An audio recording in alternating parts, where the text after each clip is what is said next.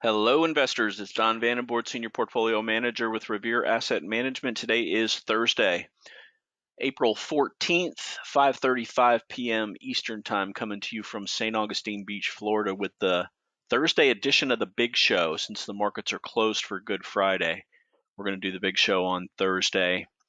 Expanded edition. We take a look back at the prior week, take a look ahead at key levels for next week, and update the world famous 21 over 21 leaders list. Let's get right into it. State of the market. We're in a consolidation, a bearish consolidation. You check over here on the trend gauge. It took me a long time to prepare. Again, this is the second time this week. The market is really throwing a lot at investors. Some people might say it's crystal clear: buy oils, buy cyclicals, buy commodities, stay away from tech. And to a certain extent, that's true. But all bear markets, one of the hallmarks of bear markets is that it can wear out bears and wear out bulls. We don't want to overstay our welcome on the bearish side of the market if there are things that are acting well. And that's one of the reasons why market leaders, short-term and medium-term, are still showing neutral and not at bearish. Because stepping back, we had a big bounce a couple weeks back. We were all red, had a strong bounce after the Fed raised interest rates, and now we're pulling back from that. And granted, there are, as I mentioned, areas that are acting well and areas that are acting poorly. But our leaders, there's enough of them that you can actually make some money in this market. This is normally you stay clear of the market. Like COVID, there was no place to hide. The financial crisis, there was no place to hide. When tech blew up, the tech bubble blew up, there were plenty of places to hide. You just avoided tech, and the Dow actually did pretty well.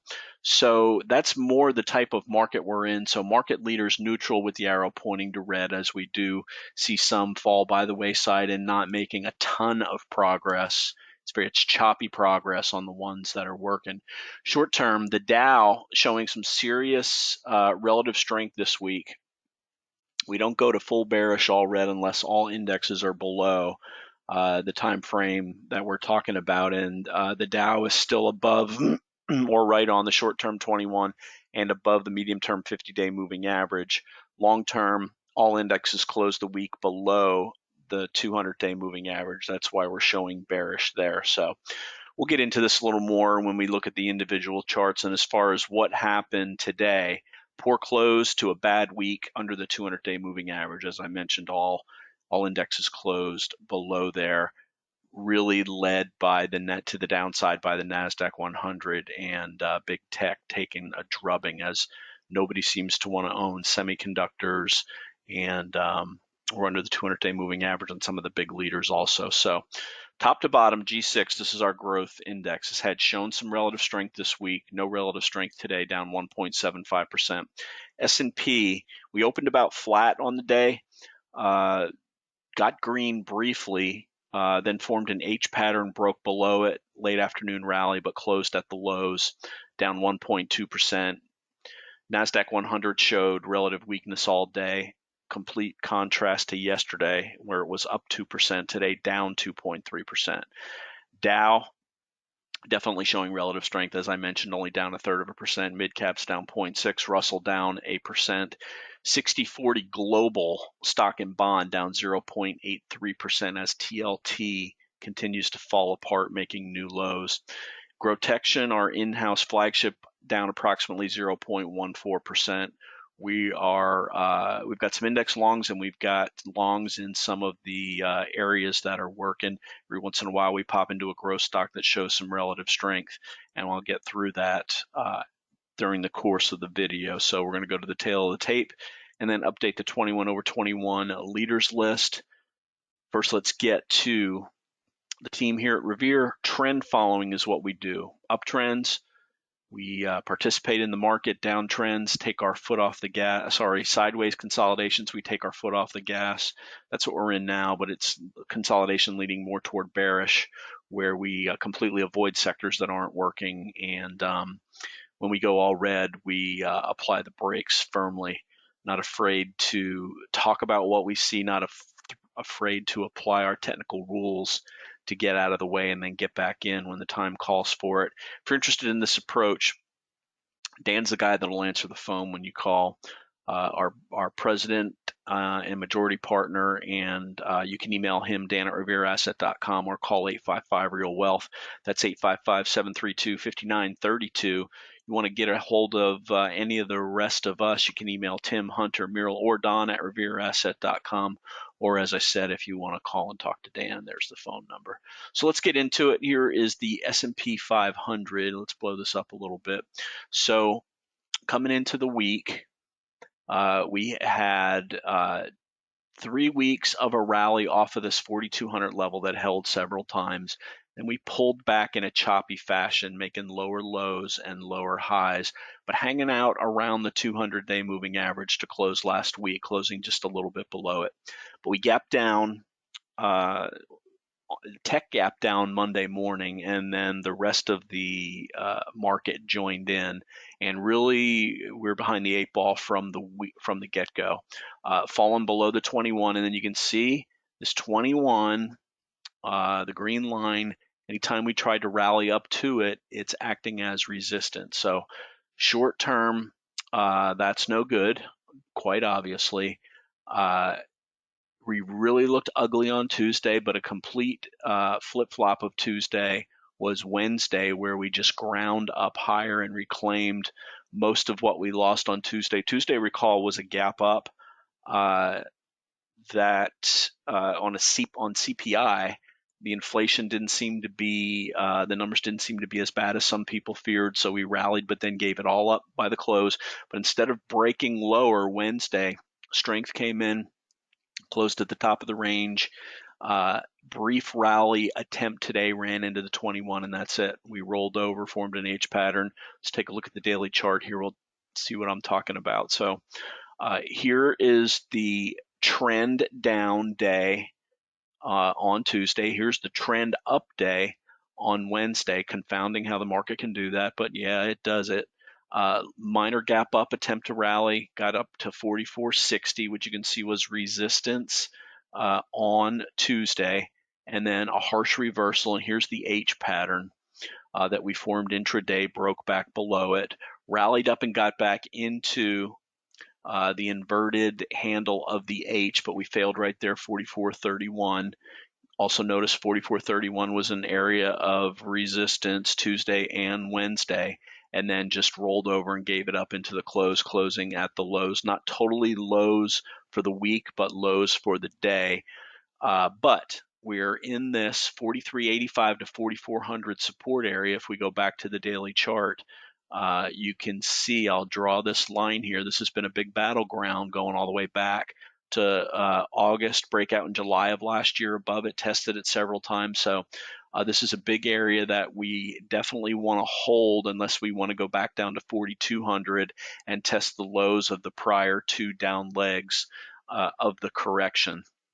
So very key that this week's lows hold. Of course, we're very, it's not like a 5-alarm fire, but we're very defensive when we're under the 200-day moving average, because no bear market has ever began without a weekly close of 1% or more below the 200-day moving average. We closed just a tick below. We didn't get the 1% below last week, but now this week we closed 2.3% below, and below all of the moving averages, the black line being the long-term 200-day. The green line rolled over. That's the short-term 21. The red line also rolled over. That is the intermediate-term 50-day moving average. Underneath them, not good, but holding on by our fingernails to this 43.85, 4,400 area. That's the key area to hold next week. That's the bottom of the range. These support levels are stubborn to be broken. Here's a similar level that just didn't hold up back in January. Here's a similar level that just held up, wouldn't be broken in March.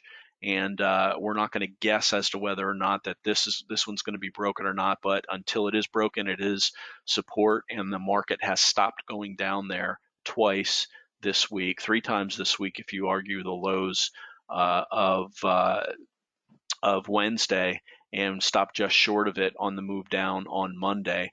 And note that it was resistance on the way back up here until that resistance was broken, and now we're coming back down. This is also a retracement of half of the move up.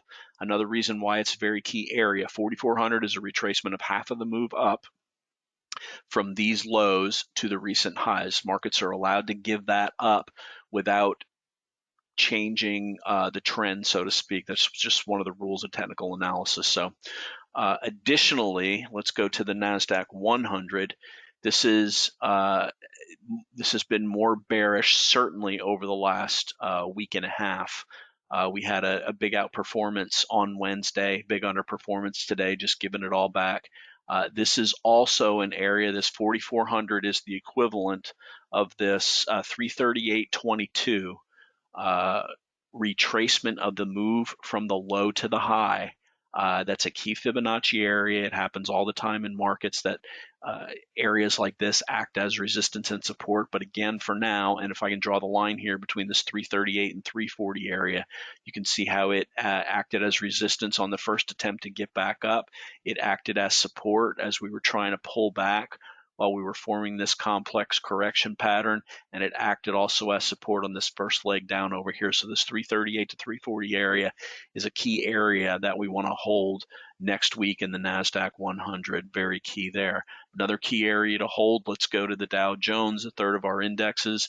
You can see the big relative strength over the last 2 weeks here as tech has been taken to the woodshed, but this 34,000 area, which we're above, have come down and tested it several times, again, acted as resistance on the way up out of this correction, coming down to it for right now, 34,000 as held. So those 3 areas in the large cap indexes are key to hold for next week. It's very possible we could break it on the NASDAQ 100 and the tech heavy NASDAQ 100 and the S&P 500 and hold it on the Dow, as there's not as much tech in the Dow.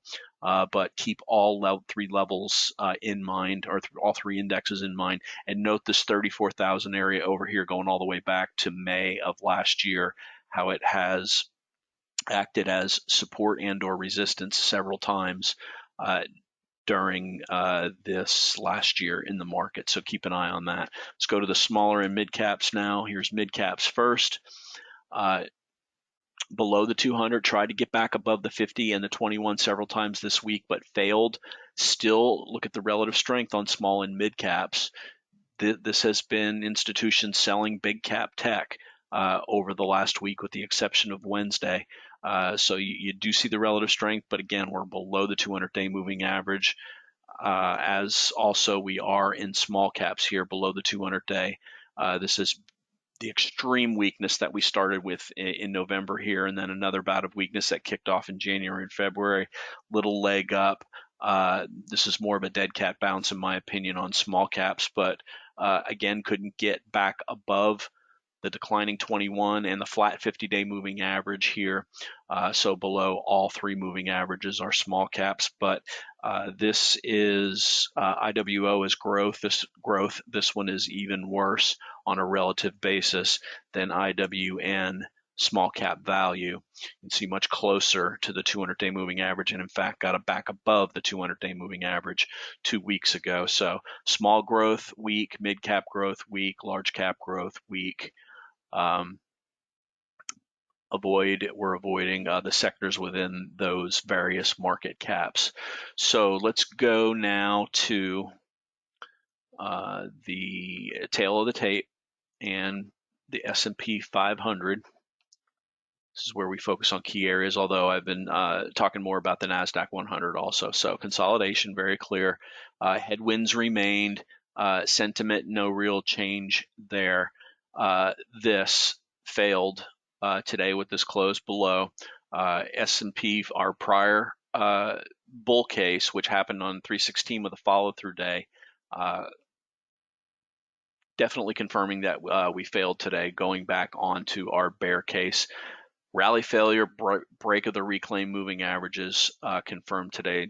Dow the lone holdout, as that's where big money likes to hide in those big international conglomerates, which move less when we are in corrections.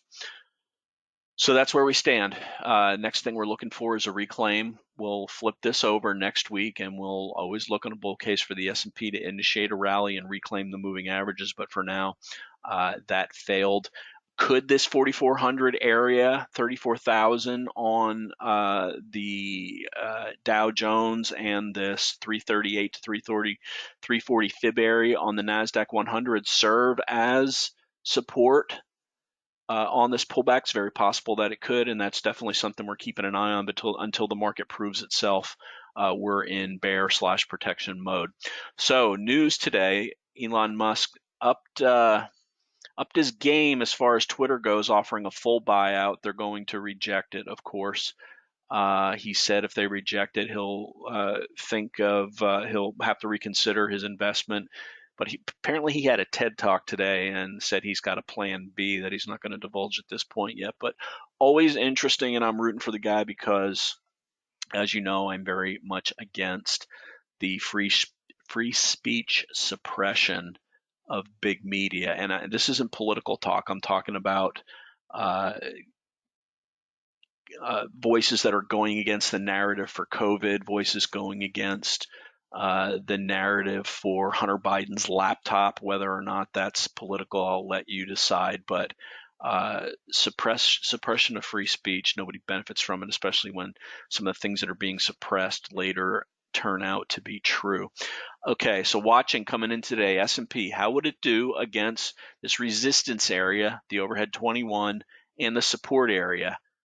This 4385 to 4400, 50% retracement fib, failed at resistance, held at support, but below the 50-day moving average. Same thing on the NASDAQ 100, that 348 resistance area and the fib support 338 failed on a move higher, but we held support. So that's the good news. If that continues to hold next week, great. But for now we are under the 200, under the 50-day on those.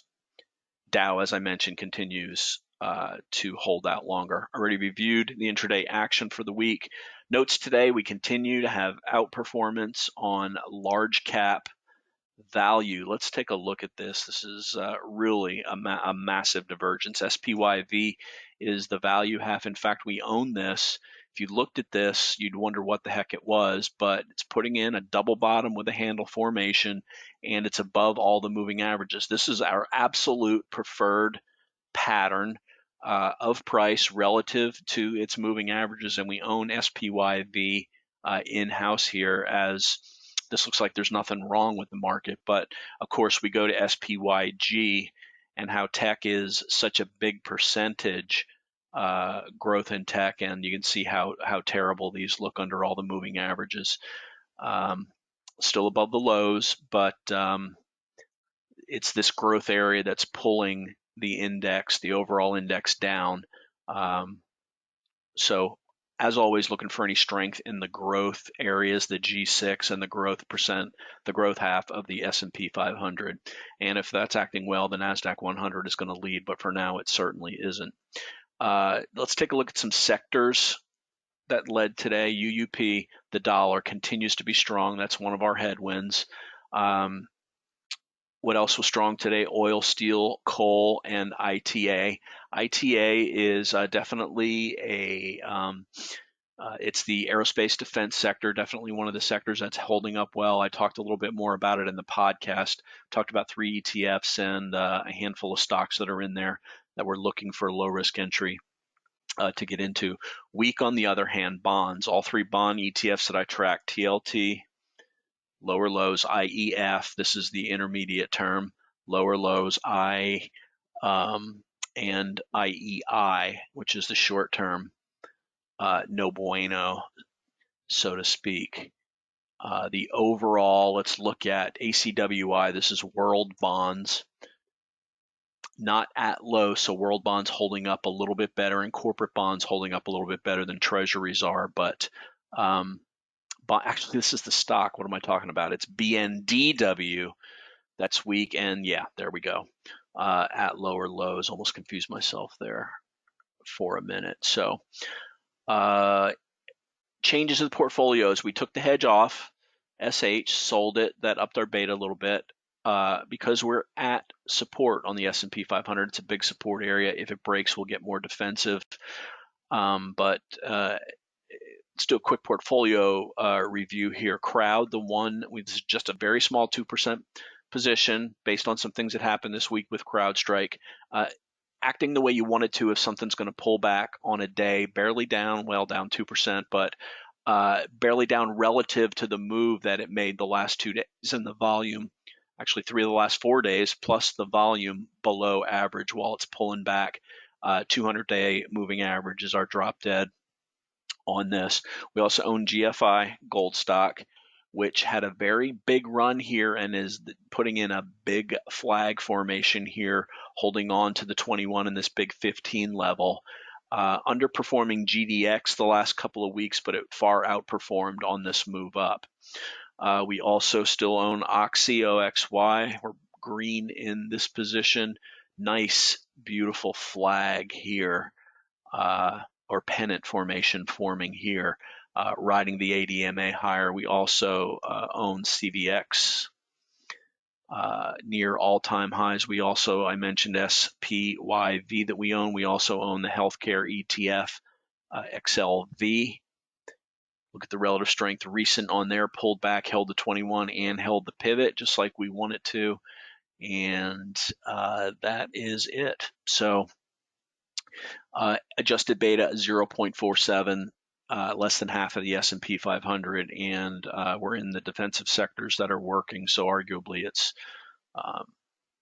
less than that. But bottom lining it, S&P 500 second weekly close below the 200-day moving average. Key that this 4385 to 4400 area hold next week. So let's get now into the 21 over 21. This is going to be a long video today. 21 over 21, we've got 3 that were punted out, the 3 that left from last week. Tesla couldn't hold the 21. MP, one I had very high hopes for, but we got stopped on this twice now, below the 21, riding the ADMA lower, and Berkshire Hathaway, which has been very strong lately, but broke below the 21. Didn't really want to take this off, but if it's below the 21, it's below the 21. It's that simple. So let's look at the 3 that were added today, as well as take a look at the entire list. So 11 broad sectors, 19 industry groups. That's where we get our diversification. So there certainly are enough things acting well, as I mentioned, as opposed to the great financial crisis where everything just got crushed. So we'll start off with the 3 that got added. CrowdStrike, which we own. We own it. We want it to be in the 21 over 21. It's that simple. Now, big change here. Great reaction to the Delta Airlines earnings report and a day 2 higher high, and really has led money flows into travel stocks and reopen stocks since this happened. So we wanted to get this on here, and we want to monitor it closely.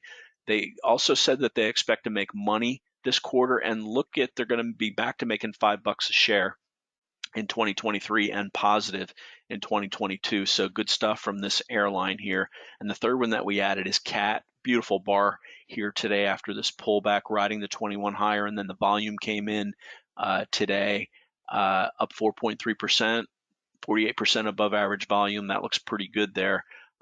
Joining Deere, they tend to act the same. Deere is already in the 21 over 21 list. Let's get into them. So CCJ, uranium mining stock, continues to trend higher. Chevron, I mentioned, we already own this. Deere, as I just mentioned, up also, moves a lot in tandem with Caterpillar. Oxy, we own this, still looking good. General Dynamics is, you could have any one of 4 or 5 defense stocks in here. We picked GD. It's been showing some relative strength lately. You can see the RS line there, tight closes. Costco, We took our double-digit profits on this. It's pulled back, still has held the 21, possible re-entry target for us. FCX spent some time below the 21, turned back at the 50 level today, but right on the 21. PSA, leading REITs, relative strength above 400 now. Dollar Tree, Costco continued to show this pattern. I wouldn't have taken my profits off, but once it closed below the 8, we cashed it. LNTH continues to ride the 8 higher. Halliburton, another oil stock in the services industry, all-time highs. Palo Alto, my second favorite tech stock behind CrowdStrike, but from a chart standpoint, this one's even better and relative strength at new highs as cyber continues to hold up well. Newmont Mining all-time highs in gold, Nucor all-time highs in steel, Arch Coal all-time highs. These energy stocks continue to act well. AbbVie, harsh pullback on a departure of a key executive, regained some of it today to close basically right on the 21. CF Industries near all-time highs. Fertilizer stocks continue to act well. And finally, Devon, which has been in here for quite a while. One threat to break it back here in early March.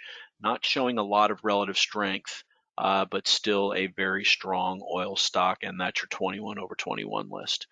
As always, like to hear feedback from you.